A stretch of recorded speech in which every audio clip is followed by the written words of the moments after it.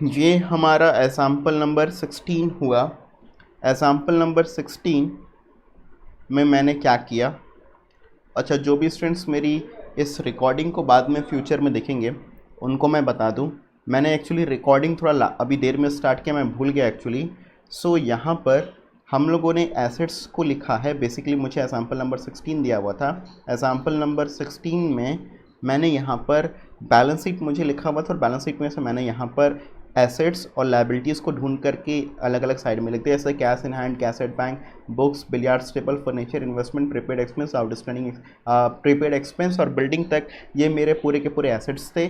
Outstanding expense मेरे लिए liability होता है। सब्सक्रिप्शन रिसीव्ड इन एडवांस मेरी लाइबिलिटी होता है। सब्सक्रिप्शन एक्यूड, ये मैंने बताया सब्सक्रिप्शन एक्यूड का मतलब हुआ ये मेरे लिए आउटस्टैंडिंग सब्सक्रिप्शन हुआ, और ये मेरे लिए एसेट्स हुआ। फिर आपको दिया हुआ सरप्लस, ये सरप्लस आप क्या करते हो, उसको आप कैपिटल फंड में ऐड कर देते हो। तो बेसिकली आपने सारे के सारे एसेट्स लिखा, आपने लाइबिलिटीज़ में दो फिगर लिख लिया, आउटस्टैंडिंग एक्सपेंस और एडवांस सब्सक्रिप्शन। अब आपने एसेट्स का यहाँ पर टोटल किया, एसेट्स का टोटल आ रहा है आपका 260।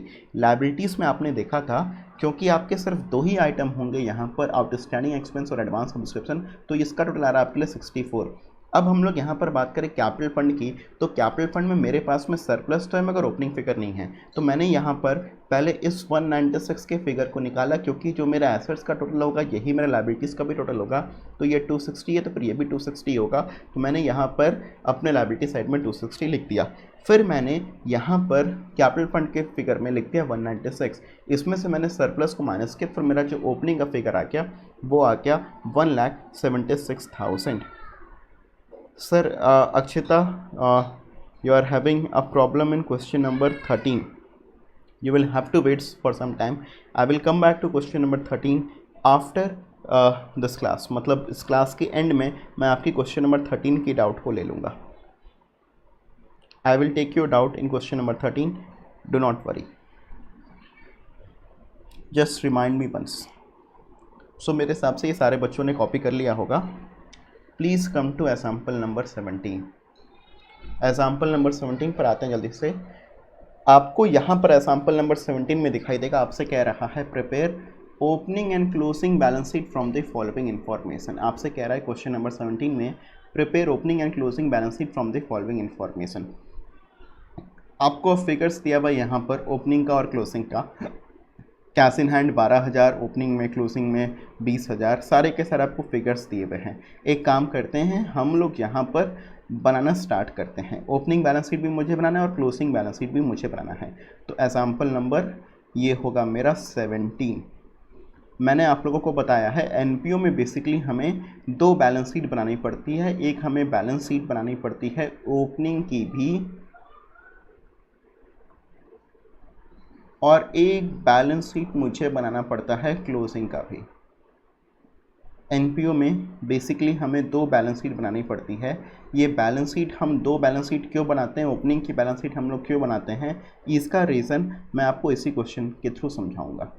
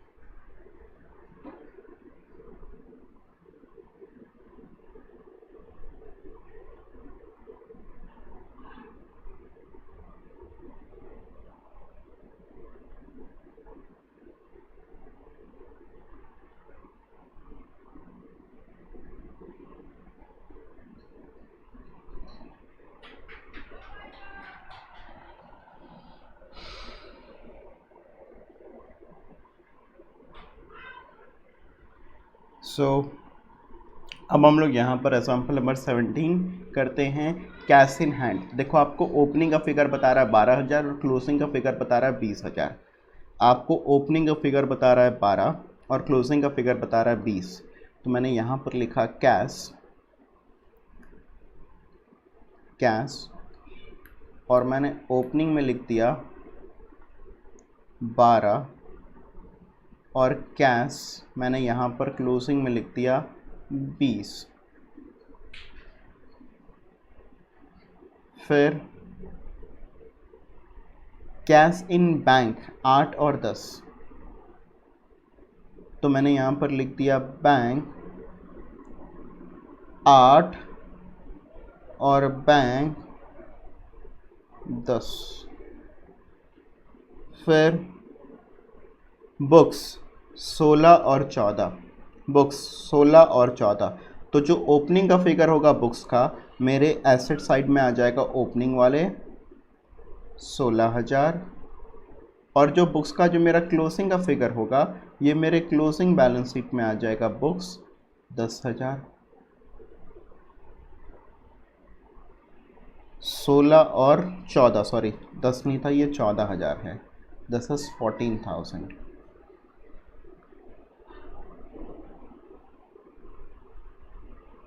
फिर आपको यहाँ पर दिखाई देगा बिलियर्ड्स टेबल, ये भी आपके लिए एसेट्स होता है। आपके पास में ओपनिंग में है 24 और फिर क्लोजिंग में है 22। बिलियर्ड्स टेबल ओपनिंग में है 24, बिलियर्ड्स टेबल ओपनिंग में है मेरे पास में 24 एसेट्स है ये भी मेरे लिए, और बिलियर्ड्स टेबल मेरे पास में क्लोजिंग में है 22। फिर अगर हम लोग यहाँ पर बात करें तो आपको दिखाई देगा नेक्स्ट आइटम फर्नीचर, ओपनिंग में है 30 और क्लोजिंग में है 28। फर्नीचर ओपनिंग में है 30 और क्लोजिंग में है 28।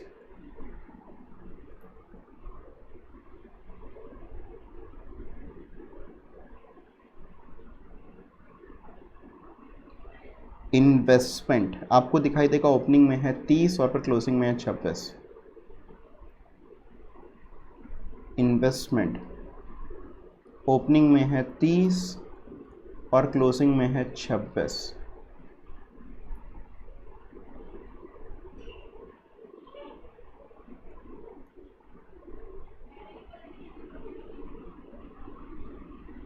फिर प्रीपेड एक्सपेंस एसेट है मेरे लिए प्रीपेड एक्सपेंस भी, तो ओपनिंग में है 20 और फिर क्लोजिंग में है 36। देखिए मेरे लिए काम बहुत ही इजी है। नॉर्मली हम लोग स्टूडेंट्स क्या करते हैं, हम लोग एक एक करके बनाते हैं, पहले ओपनिंग बनाएंगे फिर क्लोजिंग बनाएंगे। मैं ऐसा नहीं करता हूँ, मैं दोनों को एक साथ बनाने में बिलीव करता हूँ। मैंने एक ही इन्फॉर्मेशन को पढ़ा और जो इन्फॉर्मेशन जहाँ पर जाने की है उसको एक साथ में मैंने फिर पुट कर दिया, तो ऐसे मेरा काम जो है बहुत जल्दी हो जाता है। फिर बिल्डिंग ओपनिंग में भी 1 लाख क्लोजिंग में भी 1 लाख। बिल्डिंग ओपनिंग में भी 1 लाख और मेरा क्लोजिंग में भी बिल्डिंग है 1 लाख।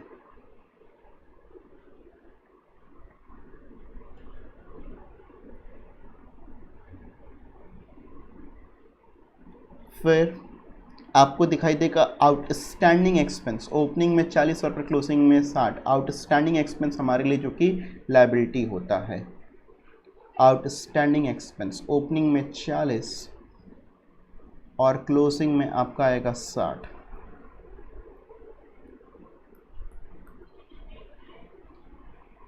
फिर नेक्स्ट अगर हम लोग बात करें subscription received in advance, advance subscription 24 और 40। मैंने बताया था एडवांस में हमको अगर कोई भी चीज़ मिलती है तो फिर वो हमारे लिए लायबिलिटी होता है। 24 एडवांस सब्सक्रिप्शन यहाँ पर और एडवांस सब्सक्रिप्शन 40 यहाँ की लायबिलिटी में।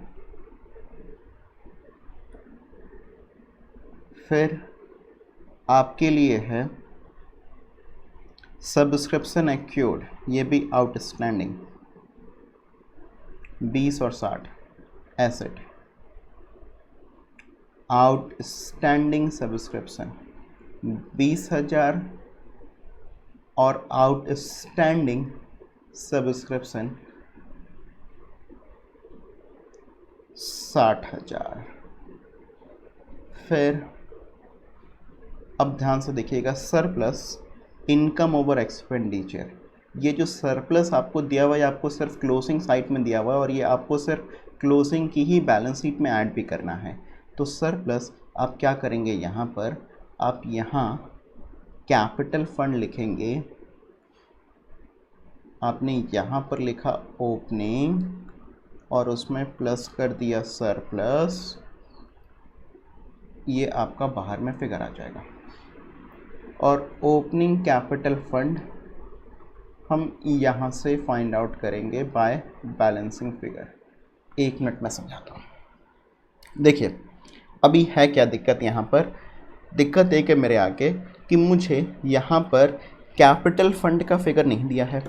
क्योंकि मुझे यहाँ पर कैपिटल फंड का फिगर नहीं दिया स्टूडेंट्स, इसीलिए मैं सबसे पहले क्या करूँगा, ओपनिंग बैलेंस शीट से कैपिटल फंड का फिगर ढूंढूंगा और फिर इसी कैपिटल फंड को जो मैंने ओपनिंग कैपिटल फंड यहाँ पर निकाला, जो मैं ओपनिंग कैपिटल फंड यहाँ पर निकालूंगा स्टूडेंट्स, यही ओपनिंग कैपिटल फंड मेरा क्लोजिंग बैलेंस शीट के ओपनिंग साइड में आ जाएगा। प्लीज़ ध्यान से बात को समझिएगा, जो ओपनिंग कैपिटल फंड मैं यहाँ पर निकालूंगा वही ओपनिंग कैपिटल फंड मेरा क्लोजिंग बैलेंस शीट में ओपनिंग में आ जाएगा।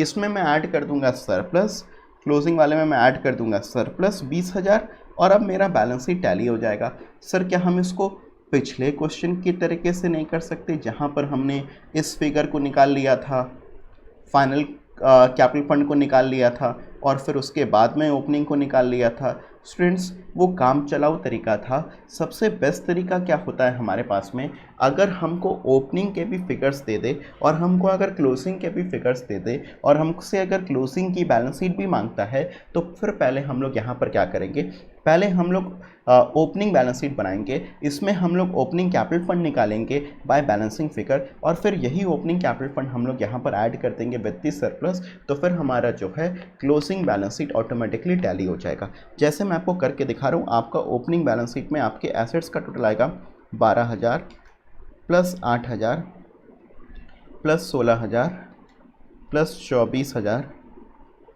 प्लस 30 प्लस 30 प्लस 20 प्लस 1,00,000 और प्लस 20, टोटल यहाँ पर आपका आ रहा है एसेट्स का 2,60,000।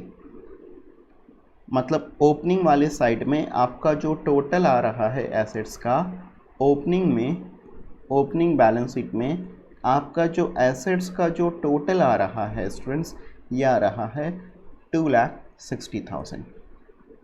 हमारा लायबिलिटी का कितना टोटल आएगा स्टूडेंट्स, लायबिलिटी का टोटल आएगा हमारा 64,000। तो हमारा जो ओपनिंग कैपिटल फंड बन गया स्टूडेंट्स, ये बन गया आपका 1,96,000। ये आ गया मेरा बैलेंसिंग फिगर। मैंने यहाँ पर इस बैलेंसिंग फिगर को पुट कर दिया 2,60,000। ये ध्यान से देखिए। अब ये मेरा जो क्लोजिंग बैलेंस शीट होगा, इसमें ओपनिंग का जो आपका फिगर है ये आएगा आपका 1,96,000। इसमें आपने 20,000 और ये ऐड कर दिया तो अब आपका आ जाएगा ये 2,16,000। अब आप 2,16,000 में, अब आप 2,16,000 में अपने आउटस्टैंडिंग एक्सपेंस और एडवांस सब्सक्रिप्शन को ऐड करेंगे तो इधर आपका लायबिलिटीज़ का टोटल आ रहा है 3,16,000। अब देखिएगा आपके एसेट्स का भी टोटल 3,16,000 ही आएगा। मतलब हमारी इवेंचुअली बैलेंस शीट जो है ये टैली कर जाएगी।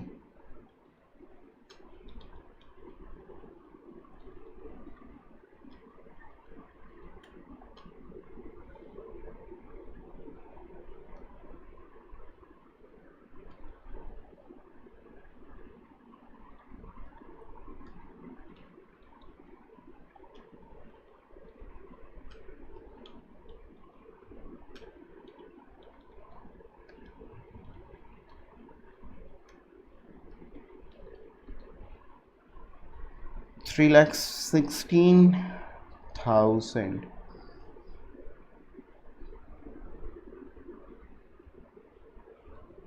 तो ये 3,16,000 हमारा बेसिकली मेरा क्लोजिंग बैलेंस शीट का टोटल आ रहा है। ये क्लोजिंग बैलेंस शीट का टोटल हम लोगों ने कैसे निकाला स्टूडेंट्स? ये क्लोजिंग बैलेंस शीट का टोटल हम लोगों ने बेसिकली, आपने यहाँ पर क्या किया, आपने यहाँ पर पहले ओपनिंग बैलेंस शीट को कंप्लीट किया। फिर ओपनिंग बैलेंस शीट को जब कंप्लीट कर रहे थे वहाँ पर आपको एक मिसिंग फिगर मिला ओपनिंग कैपिटल फंड का, जिसको आपने क्लोजिंग बैलेंस शीट के ओपनिंग में ऐड कर दिया, कैपिटल फंड में ऐड कर दिया। इसमें आपने सरप्लस को जोड़ा, तो अब आपका फिर ये क्लोजिंग बैलेंस शीट का फिर ये टोटल बन गया। प्लीज़ इस चीज़ को गौर से देखिएगा स्टूडेंट्स। क्या इस क्वेश्चन में किसी भी स्टूडेंट को डाउट है? प्लीज़ बताएं, क्योंकि हम लोग बैलेंस शीट पर ये लास्ट क्वेश्चन है, इसके बाद हम लोग फिर फुल फ्लेजेड क्वेश्चंस पर आ जाएंगे। Please reply.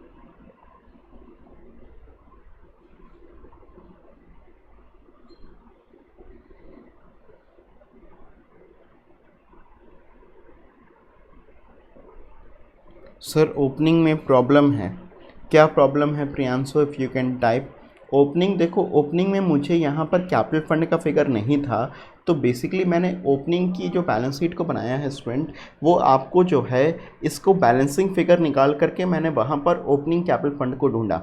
इसके लिए मैंने एसेट्स में से अपना जो लायबिलिटीज़ है उसको माइनस कर दिया, तो फिर मेरा कैपिटल का फिगर आ गया। अब आपने इसी कैपिटल के फिगर को जो क्लोजिंग बैलेंस शीट है इसमें ओपनिंग प्लस सरप्लस करके ऐड करके आपने यहाँ पर एक फाइनल फिगर लिख दिया 2,16,000 का।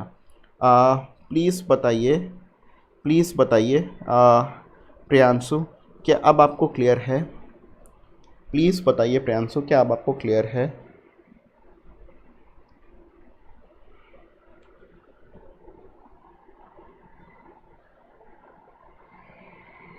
चलो परफेक्ट, तो आप लोग इसका स्क्रीनशॉट ले लीजिए। Then will start with the next question.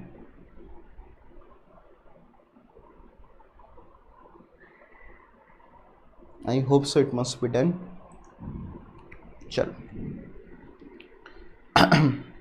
अब देखिए स्टूडेंट्स, अब एक्चुअली मज़ा ना स्टार्ट होगा हम लोगों को। हमारे लिए अब से जो क्वेश्चन स्टार्ट होंगे ये फुल फ्लेजेड क्वेश्चंस होंगे, ये फुल फ्लेजेड क्वेश्चंस होंगे। जैसे आपको एग्जाम्पल नंबर 18 दिया हुआ है, ध्यान से इसको पढ़िएगा। From the following particulars relating to Ramakrishna Mission charitable hospital prepare the income and expenditure account for the year ended 31 March 2016 and a balance sheet as at that date. तो आपसे अब क्या क्या मांगा है स्टूडेंट्स? यहाँ पर आपसे एक तो मांगा है इनकम एंड एक्सपेंडिचर अकाउंट और आपसे मांगा है balance sheet as at that date. मतलब आपसे एक तो इनकम एंड एक्सपेंडिचर अकाउंट मांगा है और आपसे एक मांगा है क्लोजिंग बैलेंस शीट। क्या हमसे यहाँ पर ओपनिंग बैलेंस शीट भी मांगा है स्टूडेंट्स? मेरे को फिर से एक बात बताइएगा, क्या हमसे यहाँ पर ओपनिंग बैलेंस शीट मांगा है? नहीं। बट पता है क्या, अगर हमको if opening capital fund is not given in the question,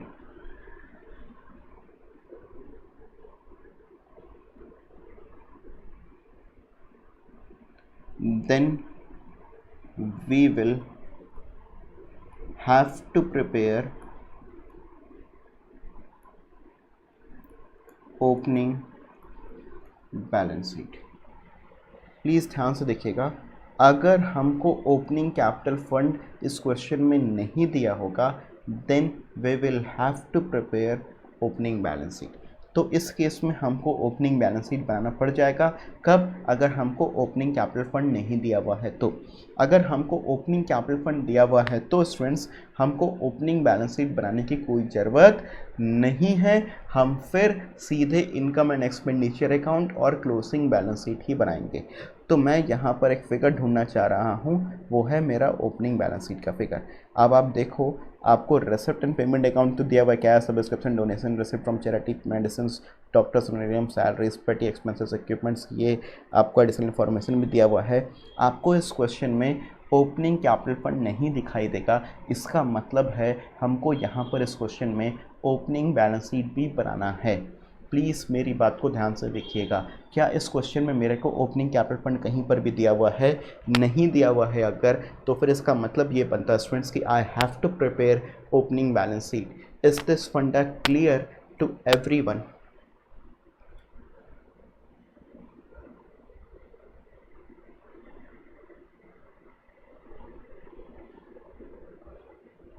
Is this funda clear to everyone?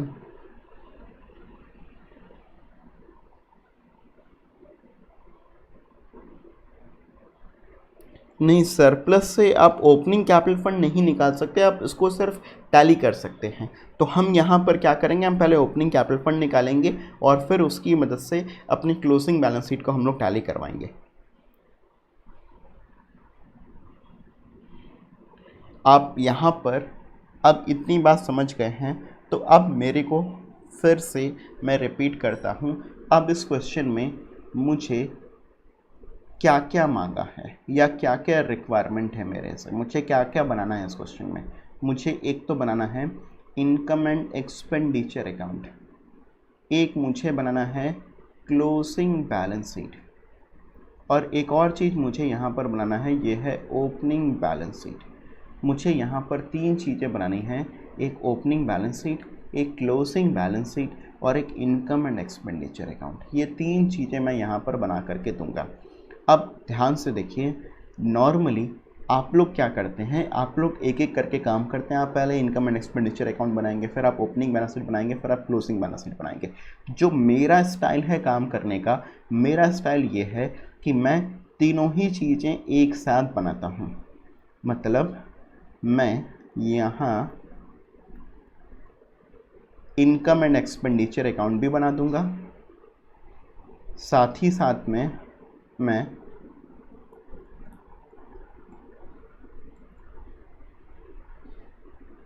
For the year ending 31 March 2016 मैं इनकम एंड एक्सपेंडिचर अकाउंट भी बना दूंगा यहाँ पर।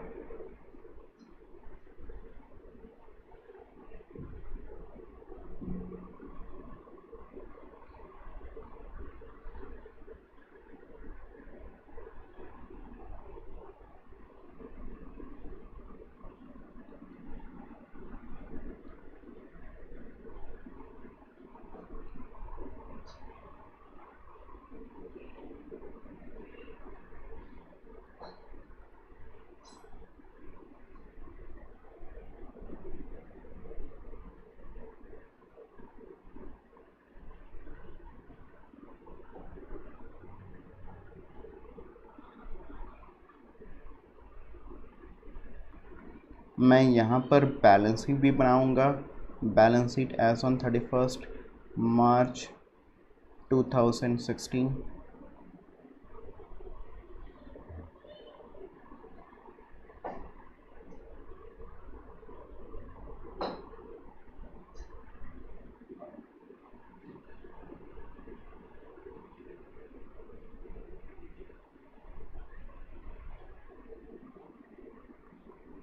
और मैं ओपनिंग बैलेंस शीट भी यहाँ पर बना करके दूंगा, बैलेंस शीट एज ऑन 31 मार्च 2015।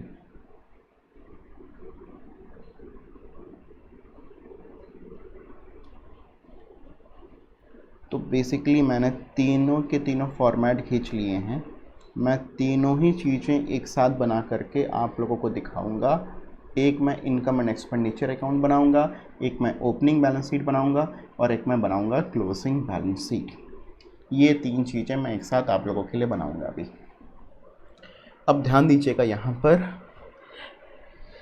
कैसे अब हम ये तीन चीज़ों को एक साथ बना सकते हैं।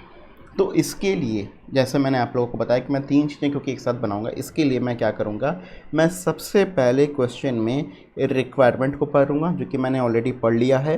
फिर इसके बाद जो मेरा काम करने का तरीका रहेगा, जैसा कि मैंने आप लोगों को बताया था, पहले मैं एडिशनल इन्फॉर्मेशन पढ़ूंगा, उसके बाद ही फिर मैं रिसिप्ट एंड पेमेंट अकाउंट पढ़ूंगा। प्लीज़ ध्यान दीजिएगा, पहले मैं यहाँ पर क्या पढ़ूंगा, एडिशनल इन्फॉर्मेशन।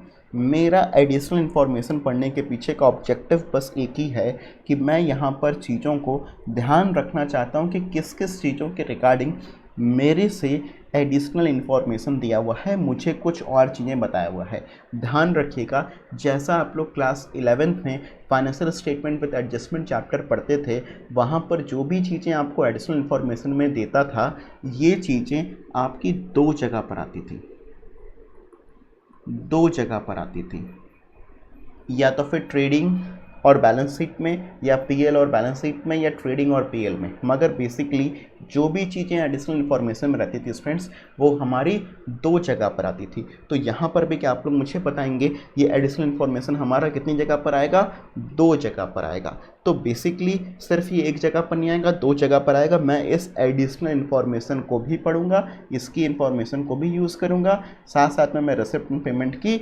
इन्फॉर्मेशन को पढ़ के मैं काम करता जाऊंगा। जैसे मेरे को यहाँ पर सब्सक्रिप्शन ड्यू दिया हुआ है, सब्सक्रिप्शन एडवांस दिया हुआ है, मेरे दिमाग में बैठ गया, मेरे को सब्सक्रिप्शन आउटस्टैंडिंग भी दिया हुआ है, सब्सक्रिप्शन एडवांस भी दिया हुआ है, स्टॉक ऑफ मेडिसिन भी दिया हुआ है, और एस्टिमेटेड वैल्यू ऑफ इक्विपमेंट्स भी दिया हुआ है, आपको यहाँ पर बिल्डिंग भी दिया हुआ है। तो मुझे यहाँ पर 5 चीज़ें दिया हुआ है।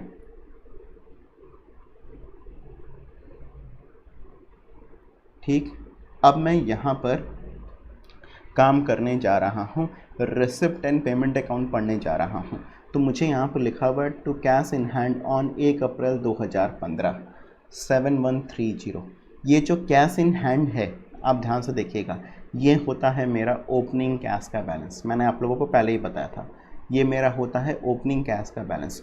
जो भी आइटम रिसिप्ट एंड पेमेंट में वो तो एक ही जगह पर जाएगा, मगर जो भी एडिशनल इन्फॉर्मेशन है ये आपकी दो जगह पर जाएगी।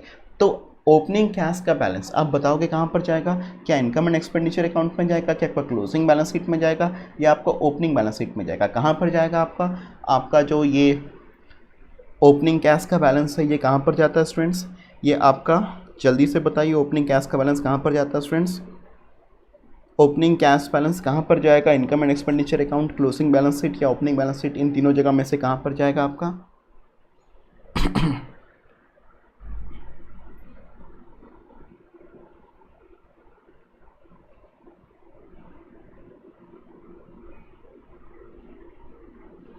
चलो very good, opening balance sheet. अरे प्रगति क्या कर रही हैं आप, कैसे क्लोजिंग बैलेंस शीट में जाएगा?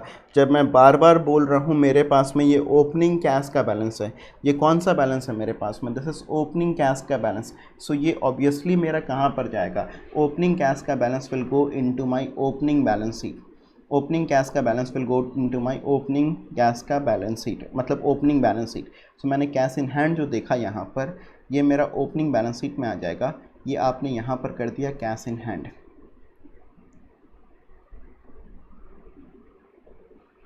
कैश इन हैंड, और ये कैश इन हैंड आपको दिखाई देगा 7130।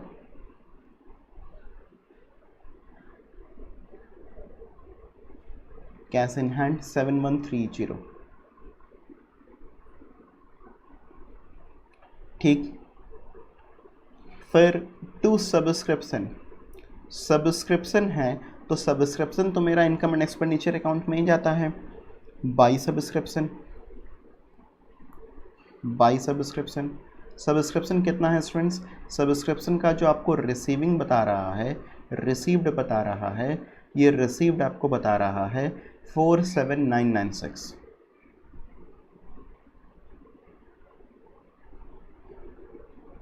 47996 ये आपको बता रहा है सब्सक्रिप्शन रिसीव्ड। क्या मेरे को और भी कुछ फिगर्स दिया हुआ है? यस दिया हुआ है। सब्सक्रिप्शन ड्यू, आउटस्टैंडिंग, आपको एक ओपनिंग का भी दिया हुआ है और आपको एक क्लोजिंग का भी दिया हुआ है। तो याद करो स्टूडेंट्स, हम लोग क्या करते हैं, आउटस्टैंडिंग सब्सक्रिप्शन करेंट ईयर वाला, आउटस्टैंडिंग सब्सक्रिप्शन करेंट ईयर वाला तो हम लोग ऐड कर देते हैं, मगर आउटस्टैंडिंग सब्सक्रिप्शन लास्ट ईयर वाला हम लोग माइनस कर देते हैं। आउटस्टैंडिंग सब्सक्रिप्शन करंट ईयर वाला तो हम लोग ऐड कर देते हैं, मगर आउटस्टैंडिंग सब्सक्रिप्शन लास्ट ईयर वाला हम लोग माइनस कर देते हैं। करंट ईयर का मेरा आउटस्टैंडिंग है 240 और लास्ट ईयर का मेरा आउटस्टैंडिंग है 280। तो मेरा मतलब करंट ईयर का आउटस्टैंडिंग है मेरा 280, सॉरी करंट ईयर का मेरा आउटस्टैंडिंग है 280 और लास्ट ईयर का मेरा ओपनिंग का फिगर था 240। तो मैं यहाँ पर 280 को प्लस कर दूंगा और 250 को माइनस। ये करंट ईयर हो गया और ये लास्ट ईयर हो गया। सो मेरे हिसाब से ये फंडा क्लियर है। फिर सब्सक्रिप्शन रिसीव्ड इन एडवांस, आपके पास में है एडवांस सब्सक्रिप्शन 64 और 100। तो एडवांस सब्सक्रिप्शन आप क्या करोगे, आप एडवांस सब्सक्रिप्शन करंट ईयर का माइनस कर दोगे और प्लस कर दोगे एडवांस सब्सक्रिप्शन लास्ट ईयर का। करंट ईयर का आप एडवांस सब्सक्रिप्शन माइनस कर दोगे और प्लस कर दोगे एडवांस लास्ट ईयर का। याद है हम लोग यही ना करते हैं, हम लोग आउटस्टैंडिंग करंट वाला प्लस करते हैं मगर आउटस्टैंडिंग लास्ट ईयर वाला माइनस कर देते हैं। तो वैसे ही एडवांस करंट वाला माइनस होता है मगर एडवांस लास्ट वाला प्लस होता है। तो यहाँ पर आपका है 64 और 100, तो 64 मेरा प्लस हो जाएगा और 100 माइनस हो जाएगा। अब मेरा सब्सक्रिप्शन में अमाउंट आ जाएगा कितना, 47996 प्लस 280 प्लस 64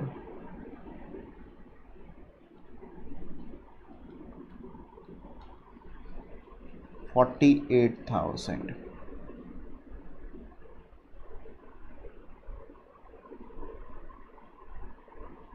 सब्सक्रिप्शन में आपका जो अमाउंट आ गया वो आ गया 48,000। फिर आपको यहाँ पर दिखाई देगा डोनेशन। तो डोनेशन कहाँ पर आता है स्टूडेंट्स, हमारा डोनेशन भी इनकम साइड में आएगा 14,500, क्योंकि ऑब्वियसली डोनेशन के रिगार्डिंग यहाँ पर कुछ भी कैटेगराइज नहीं किया है कि ये स्पेसिफिक है कि जनरल है, तो फिर बेसिकली ये जनरल ही है और बिग अमाउंट का या स्मॉल अमाउंट का कुछ भी नहीं बताता। फिर आपने उसको माना स्मॉल अमाउंट का। और ये डोनेशन आपका कहाँ पर आएगा, ये डोनेशन आपका आएगा इन दी इनकम साइड। डोनेशन आपका आएगा इनकम साइड 14,500। तो बाय डोनेशन आपने यहाँ पर लिख दिया 14,500।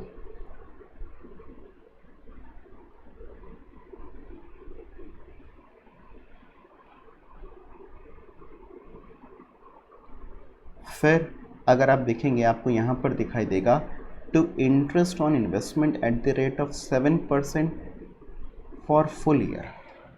Interest on investment at the rate 7% for full year. और ये जो इंटरेस्ट ऑन इन्वेस्टमेंट है मेरे पास में ये है 7,000।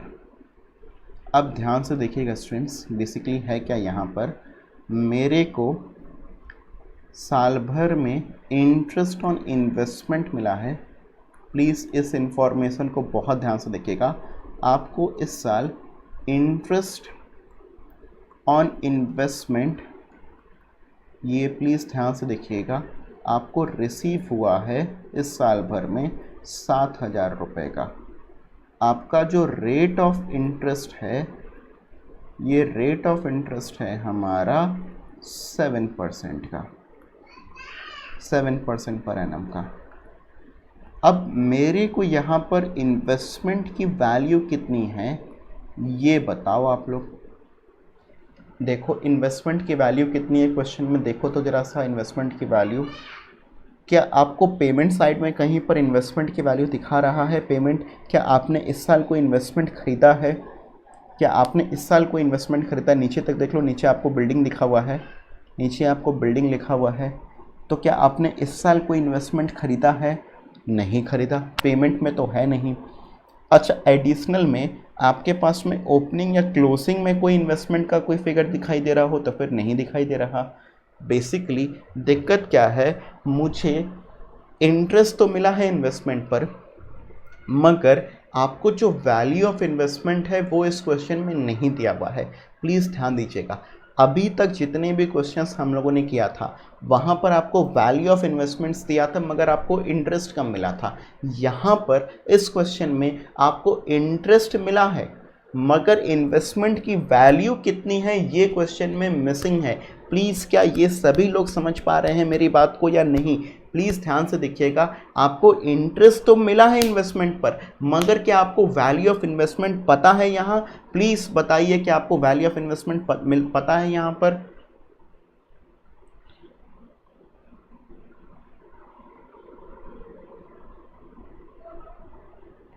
वैल्यू ऑफ इन्वेस्टमेंट हमें नहीं पता है।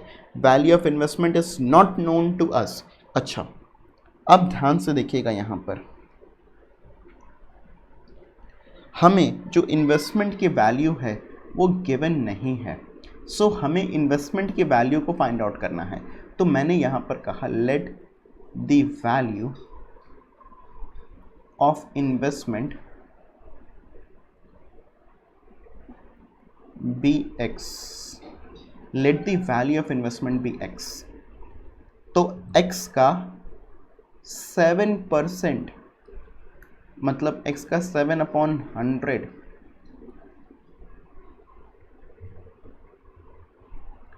कितना हो जाएगा? x का 7/100 हो जाएगा मेरा 7000।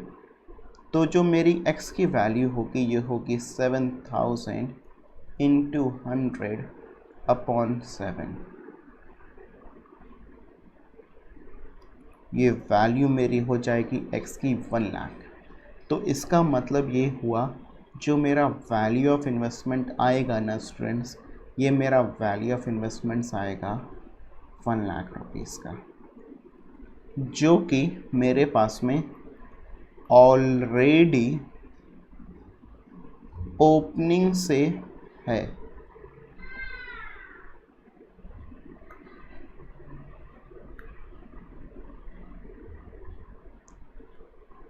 सर आपने क्यों कहा कि ऑलरेडी ओपनिंग से है? अगर मैंने इस साल इस इन्वेस्टमेंट को ख़रीदा होता ना 1 लाख रुपए का, तो इस साल के रिसिप्ट एंड पेमेंट अकाउंट में आपको दिखाई दे जाता। इसका मतलब ये है, सिंस ये आपको इन्वेस्टमेंट का वैल्यू कोई भी इस साल के आपको जो है रिसिप्ट एंड पेमेंट अकाउंट में नहीं दिखाई दे रहा, इसका मतलब है इन्वेस्टमेंट आपने पहले से खरीद के रखा है। सर मगर पहले से खरीद के रखे हो तो फिर कहीं एडिशनल इन्फॉर्मेशन में देता, तो एडिशनल इन्फॉर्मेशन में इस चीज़ को आपसे हाइड किया। ये आपसे मेहनत करवाना चाहता है कि आप एडिशनल इन्फॉर्मेशन में इस चीज़ को ढूंढें। अच्छा देखिए यहाँ पर जो ये 7% फॉर फुल ईयर आपको जो दिया हुआ है ना, @7% for full year, this is your additional information. Please ध्यान से इस देखिएगा, इस चीज़ को ध्यान से देखिएगा। मैं आपके लिए और हाईलाइट इस बात को कर देता हूँ। @7% फॉर फुल ईयर जो है ना हमारा, ये जो @7% फॉर फुल ईयर है, this is basically additional information for you. Sir ये तो एडिशनल इन्फॉर्मेशन के तरीके से नहीं दिया हुआ है, ये आपको रिसिप्ट एंड पेमेंट अकाउंट के अंदर ही दिया हुआ है, मगर आपको दिया हुआ एडिशनल इन्फॉर्मेशन के तरीके से, जिसमें आपको एक एक्स्ट्रा बात बताया, इंटरेस्ट ऑन इन्वेस्टमेंट के अलावा एक बात बताया कि ये जो इंटरेस्ट इन्वेस्टमेंट आपको मिला है इसकी रेट 7% है पूरे साल भर का, जो कि आपको 7000 रुपये मिला है। ये बात क्या मेरे सारे बच्चों को समझ में आ गया है? मैंने यहाँ पर जो आप लोगों को समझाया, मैंने ये समझाया आप लोगों को कि आपको इंटरेस्ट इन्वेस्टमेंट तो आपको बता दिया है, मगर आपको इन्वेस्टमेंट नहीं बताया। तो मैंने यहाँ पर इन्वेस्टमेंट को फाइंड आउट किया। ये इन्वेस्टमेंट मैंने फाइंड आउट किया। इंटरेस्ट इन्वेस्टमेंट मेरे को 7000 रुपये रिसीव हुआ, रेट ऑफ इंटरेस्ट है मेरा 7% पर एनम।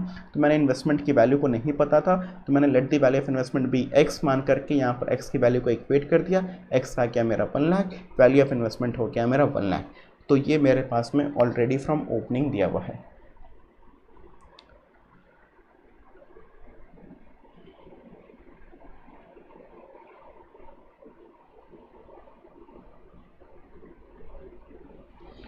चलो प्लीज़ रिप्लाई, ये सबको समझ में आ गया है ना?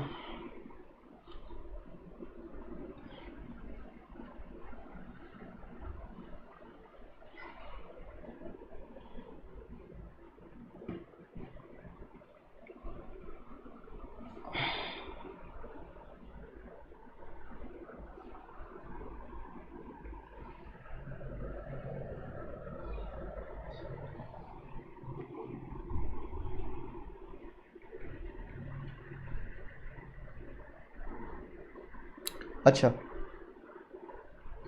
तो बेसिकली अगर हम लोग यहाँ तक बात को समझें तो अब मेरे को देखो क्या क्या काम करना है। पहले तो मेरे को ये बताओ, मेरा जो इंटरेस्ट ऑन इन्वेस्टमेंट है, मेरा जो इंटरेस्ट ऑन इन्वेस्टमेंट है,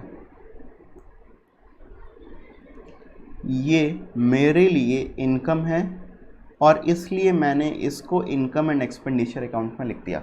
बाय इंटरेस्ट ऑन इन्वेस्टमेंट, ये मेरे लिए इनकम है और मैंने इसको इनकम एंड एक्सपेंडिचर अकाउंट में लिख दिया। ठीक, परफेक्ट। अब जो इन्वेस्टमेंट है मेरे लिए, क्योंकि मैंने कहा कि मेरे पास में स्टार्टिंग से था, साल की शुरुआत से था, ओपनिंग से था, तो मैं इस इन्वेस्टमेंट को ओपनिंग बैलेंस शीट में भी लिखना चाह रहा था। तो मैंने इस इन्वेस्टमेंट को ओपनिंग बैलेंस शीट में लिख दिया। अभी क्योंकि ये इन्वेस्टमेंट एक इन्वेस्टमेंट है, एक एसेट है मेरे पास में साल की शुरुआत से, मैंने और कोई नया एसेट खरीदा नहीं उसी तरीके का और ना ही उस एसेट को बेचा। मतलब ध्यान से समझिएगा, मेरे पास में जो इन्वेस्टमेंट साल की शुरुआत में था, मैंने उस इन्वेस्टमेंट को अगर बेचा नहीं है तो क्या मेरे पास में वो इन्वेस्टमेंट इस साल भी पड़ा रहेगा एट दी क्लोजिंग? यस, बिल्कुल पड़ा रहेगा। मेरे पास में इन्वेस्टमेंट इस साल की क्लोजिंग पर भी 1,00,000 रुपए का दिखाई देगा।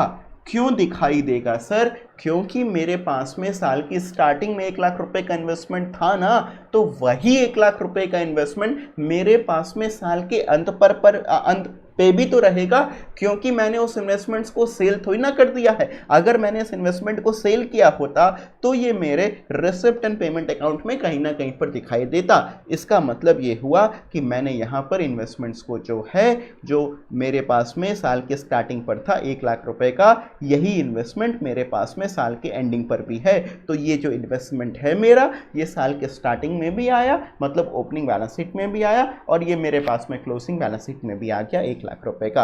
अब जैसा मैंने आप लोगों को बताया था, क्योंकि ये एक एडिशनल इंफॉर्मेशन था, रेट ऑफ इंटरेस्ट 7%, इससे मैंने इन्वेस्टमेंट की वैल्यू को फाइंड आउट किया, जो कि मुझे रिसिप्ट एंड पेमेंट अकाउंट के अंदर नहीं दिया हुआ था। इसलिए ये आइटम भी मेरा 2 जगह पर आया। ध्यान दीजिएगा, ये इन्वेस्टमेंट का आइटम भी मेरा 2 जगह पर आया। एक मेरा ओपनिंग बैलेंस शीट में भी आया और एक मेरा क्लोजिंग बैलेंस शीट में भी आया। क्या ये मेरे सारे स्टूडेंट्स को फंडा समझ में आ गया है कि नहीं?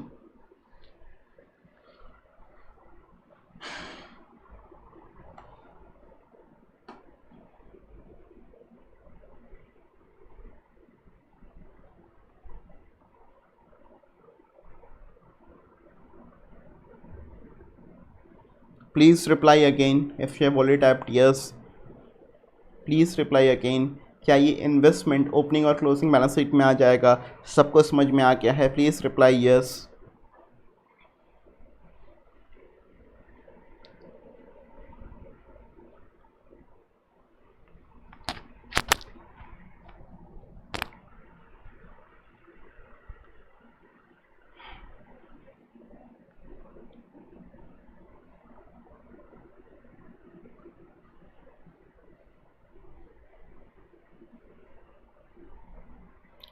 तेजल ने कहा है please explain it again. Okay Saurabh, good to hear that from you. Basically Tejal, एक बार फिर से बात को समझिएगा, ध्यान दीजिएगा। आपको इतनी बात तो समझ में आ गया कि मैंने जो इन्वेस्टमेंट निकाला है 1,00,000 रुपए का, ये 1,00,000 रुपए का इन्वेस्टमेंट मेरे पास में ओपनिंग से था। ठीक है, अभी सपोज करो मेरे पास में एक एसेट अगर ओपनिंग से है 1,00,000 रुपए का, और मैं अगर उसको साल भर में बेचता नहीं हूँ। सर कैसे समझ में आया कि आपने उसको साल भर में बेचा नहीं है? क्योंकि अगर बेचे होते उसको साल भर में तो फिर वो मेरे कहीं ना कहीं पर रिसिप्ट एंड पेमेंट अकाउंट में होता। क्या हमने इसको बेचा है? आप देखो रिसिप्ट एंड पेमेंट अकाउंट में कहीं पर भी आपको लिखा हुआ है टू सेल ऑफ इन्वेस्टमेंट्स। आपने अगर उसको बेचा होता तो फिर आपके रिसिप्ट साइड में होता है टू सेल ऑफ इन्वेस्टमेंट्स। क्या मैंने इसको बेचा है? क्या आपको यहाँ पर रिसिप्ट एंड पेमेंट अकाउंट में आपको सेल ऑफ इन्वेस्टमेंट्स दिखाई दे रहा है यहाँ पर? प्लीज़ मुझे देखिए, नहीं दिखाई दे रहा। इसका मतलब है जो इन्वेस्टमेंट मेरे पास में साल के शुरुआत में था 1 लाख रुपए का, वही इन्वेस्टमेंट साल के अंत पर भी है मेरे पास में 1 लाख रुपए का। जो इन्वेस्टमेंट्स मेरे पास में साल के स्टार्टिंग में है 1 लाख रुपीज़ का स्टूडेंट्स, वही इन्वेस्टमेंट्स मेरे पास में साल के एंडिंग पर भी है 1 लाख रुपए का। तो यही मैंने इन्वेस्टमेंट्स को अपने ओपनिंग बैलेंस शीट में भी लिख दिया है और यही इन्वेस्टमेंट्स को मैंने अपने क्लोजिंग बैलेंस शीट में भी लिख दिया है 1 लाख 1 लाख। अब यहाँ तक मेरे अगर बात क्लियर है सभी बच्चों को तो बताइए तेजल प्लीज़ रिप्लाई, क्लियर है कि नहीं?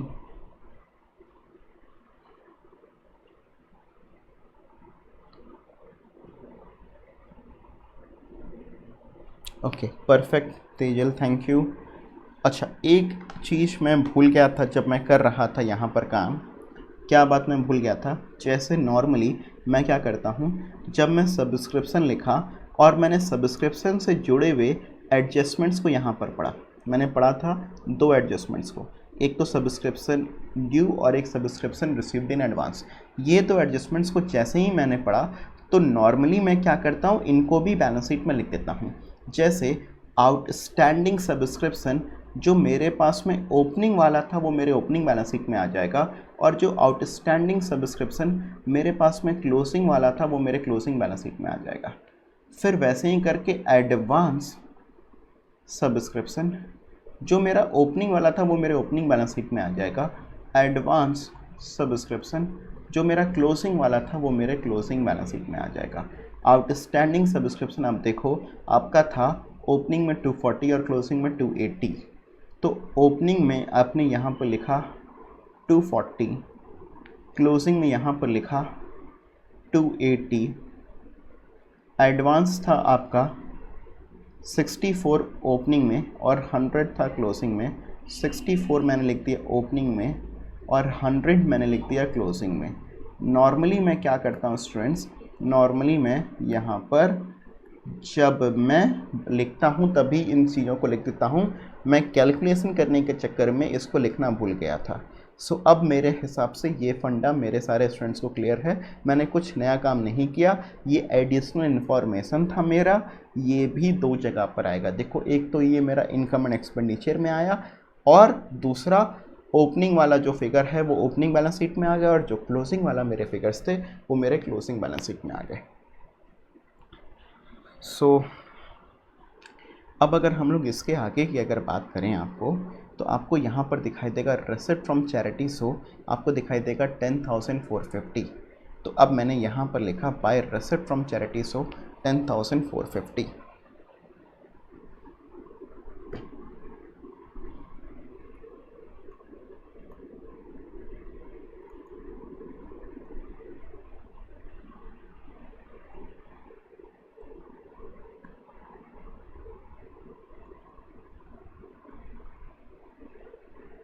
अच्छा students, this question might take me 10 to 20 minutes more, 15-20 minutes मोर।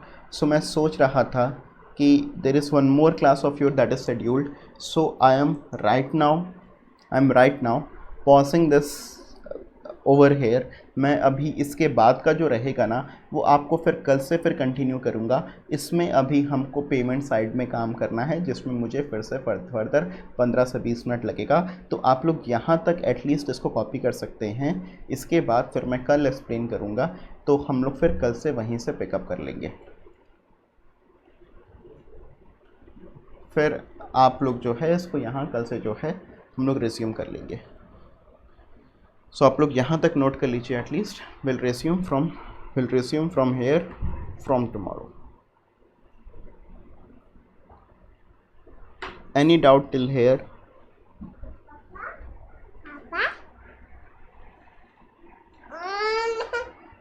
अच्छा अंकित इसको दिखा दीजिए।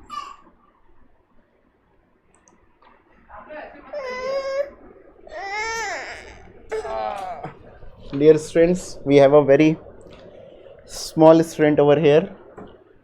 Hi bolo, hi. Less than 2 year, he also wants to study, but actually मैं इसको स्टूडियो में अपने अलाउ नहीं कर पाता हूँ। So बाबू आइज बता दो, आइज, नोज, सबको आईज नोज बता रहा है ये। नोज बता दो सबको, नोज नोज नोज सिखा दो सबको। नोज। अरे नोज। अच्छा हेयर बता दो। ये भी लगता है आप ही लोगों की तरह नालायक है, सब नहीं, बातें नहीं। जल्दी जल्दी भूल जाता है। फिंगर बता दो, फिंगर। अच्छा फिंगर बता दो सबको, फिंगर फिंगर। चलो हैंड बता दो। चलो चलो, अब तुम्हारी पढ़ाई हो गई, जाओ यहाँ से। बाय बोल दो, बाय बेबी बोल। अच्छा बाय बाय बाय बोल दो। ऐसे नहीं, ऐसे इसे बोल दो बाय बाय। अरे खाना नहीं है इसको, बाय बोलो, बाय। जाओ तुम नालायक।